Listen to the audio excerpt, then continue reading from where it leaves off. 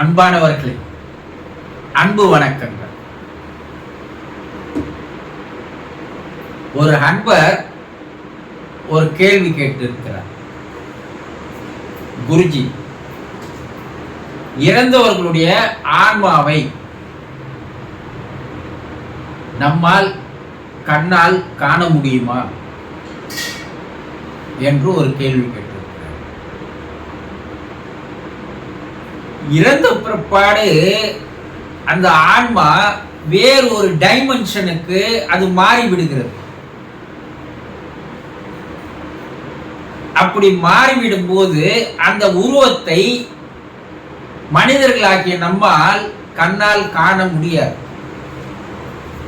காரணம் ஏனென்றால், நாம் இந்த பூ உலகிலே 3 டைமென்ஷன் என்று சொல்லக்கூடிய 3 முப்பரிமாண நிலையில் தான் வாழ்கிறோம். நம்முடைய புலன்களும் முப்பரிமாணங்களை பார்க்கின்ற அளவிற்கு தான் திறமையும் கூர்மையும் இருக்கிறது தவிர, அவர்கள் இருக்கின்ற அந்த பரிமாண நிலையை பார்ப்பதற்குண்டான அளவிற்கு நம்முடைய கண்களுக்கு போதிய அளவு ஆற்றலோ கூர்மையோ இல்லை. சில மைனூட்டான ஒலிகள் என்று சொல்வார்கள். அந்த சத்தத்தையே நம்மால் காதால் கேட்க முடியாது. ஏனென்றால் ரொம்ப நுணுக்கமான நுண்ணியமான ஓசைகள் என்று சொல்லுவார்கள். அந்த ஓசைகளை கேட்கின்ற அளவிற்கு, ஒரு நுணுக்கமான அளவிற்கு நமக்கு செவித்திறன் இருப்பதில்லை. ஆனா அதே விலங்கினங்களுக்கு அந்த நுண்மையான அந்த செவித்திறனை இறைவன் தந்திருக்கிறார்.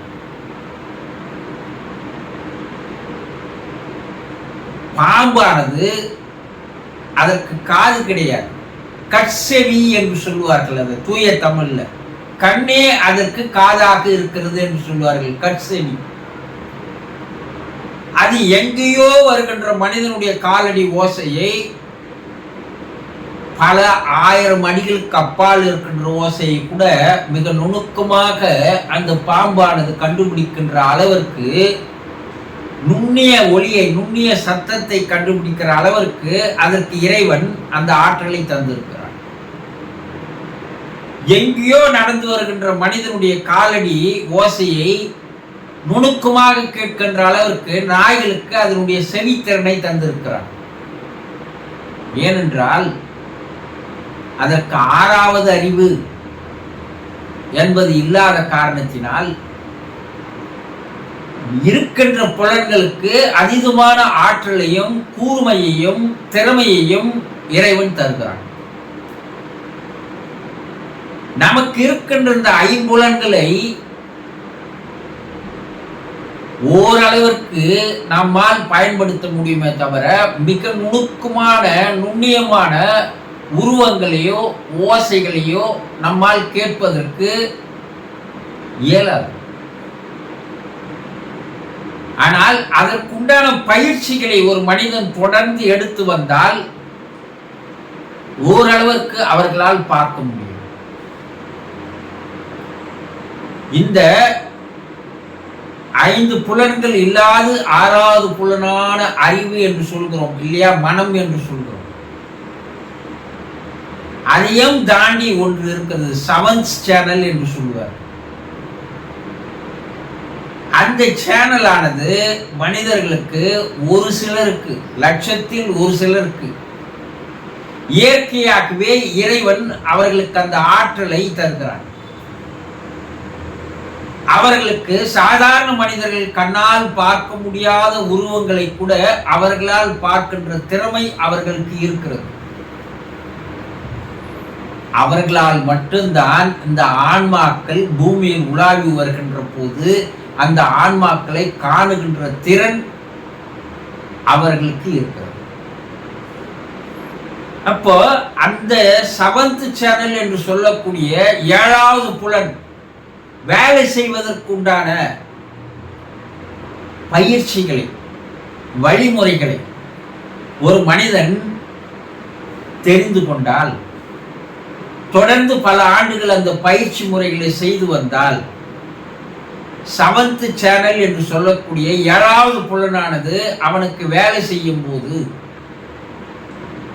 அந்த ஆன்மாக்களுடைய உருவங்களை அவர்களால் காண முடியும். மற்றபடி சாதாரண மனிதர்களாகிய நம்மால் அந்த உருவங்களை காண முடியாது. என்ன அதனுடைய நிலைமைகள் ஆவி உலக ஆராய்ச்சியாளர்கள் என்ன சொல்கிறார்கள்னா, 10 பரிமாண நிலையில் அது இருக்கிறது. 10, 11 பரிமாண நிலையில் அவை மாறிவிடுகின்றன. 3 பரிமாண நிலையில் இருக்கின்ற 3 டைமென்ஷனில் இருக்கின்ற மனிதனால் 10th 11th டைமென்ஷனில் இருக்கின்ற அந்த உருவங்களை எப்படி காண முடியும்? முடியாது. ஆக சாதாரண மனிதர்களால் இறந்தவர்களுடைய ஆன்மாவினுடைய உருவங்களை பார்க்க முடியாது, காண முடியாது. இறைவன் யாருக்கோ சில மனிதர்களுக்கு பிறப்பிலேயே அந்த ஆற்றலை தருகிறான். அவர்களால் மட்டும்தான் அந்த ஆன்மாக்களுடைய உருவங்களை தரிசிக்க முடியும். அந்த ஆன்மாக்களுடைய உருவங்கள் எப்படி இருக்கும் என்றால், ஒரு புகை போல ஒரு உருவமானது காணப்படும். அதே மனிதர்களாக இருந்த போது எந்த உருவ அமைப்பில் இருந்தார்களோ அதே உருவ அமைப்பில் அந்த புகை போன்ற வடிவத்தில் அவர்கள் இருப்பார்கள். அதனால்தான் திரைப்படங்களில் அந்த ஆன்மாக்களை பேயாக காட்டும் போது வெண்மை நிறமாக உருவங்களை காட்டுகிறார். ஆனா அந்த வெண்மை நிறம் என்பது கண்ணால் காண முடியாத அளவிற்கு மிக நுணுக்கமான ஒரு மறைவான உருவமாக தான் இருக்கும். அதை யாரோ ஒரு சிலரால் அதை காண முடிகிறது தவிர சாதாரண மனிதர்களால் இறந்தவர்களுடைய ஆன்மாவை காண முடியாது. இது பல்வேறு ஆராய்ச்சிகளுக்கு அப்பால் கண்டுபிடிக்கப்பட்ட உண்மைகளாகும். புரிந்து கொண்டீர்களா? இறந்தவர்களுடைய ஆன்மாவை சாதாரண மனிதர்களால் காண முடியாது. அதற்கு என்று அந்த திறமை பெற்றவர்களால் மட்டும்தான் அதை காண முடியும். சந்தோஷம்.